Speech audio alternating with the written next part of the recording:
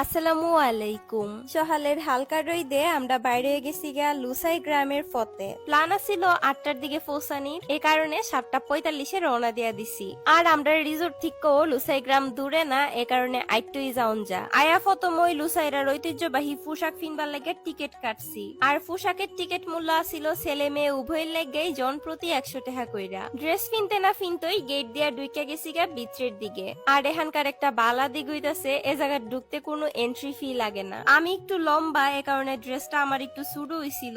আমার নিজের কাছে অত একটা ভাল লাগতেছিল না নিজেরে দেখতে, কিন্তু অভিজ্ঞতাটাই আসল। ভিতরে ঢুকতেই প্রথমে ফাইলেই বাই নিমুন একটা পরিবেশ আর ছোট ছোট ঘর। লুসাই হেরার পোশাক সাধারণত রঙিন বুনা কাপড়ের তৈরি, যা হেরা নিজেরাই তৈরি করে। এই পোশাকে হেরার ঐতিহ্য, সংস্কৃতি, পরিচয় আর আত্মমর্যাদা জড়াই আছে। ঘুরতে ঘুরতে হঠাৎ এক পাশে চোখে পড়ে অসংখ্য মেঘ ভাইসা বেড়াইতাছে। লুসাই গ্রামের এ দিকটা আমার অসাধারণ লাগছে। ভাবতেছিলাম যদি একটু আগে আরো বুড়ে আইতাম, তাইলে হয়তো আরো বালা ভিউ পাইতাম। এই গ্রামটা আসলে কৃত্রিম কিন্তু সাজানো গুছানো, যদিও খুব একটা আহামরি কিচ্ছু না। তবে একটা জায়গা ঘুরতে গেলে সব ধরনের অভিজ্ঞতারই দরকার আছে। মেইনলি এখানো বেশিরভাগ মানুষ আয়ে ঐতিহ্যবাহী পোশাকটা ফিনবার লাগিয়া। এছাড়া বুইবার মতো জায়গা আছে, অনেকটি দোলনা আছে। আপনারা চাইলে ফ্যামিলি বা বন্ধুরা লয়ে এখানে অনেকটা সময় কাটাই যাইতে পারবেন। হঠাৎ করে আমার নজরে পড়ছে একটা ছোট্ট দোকান, কিন্তু দোকানের মধ্যে কোনো দোকানদার নাই।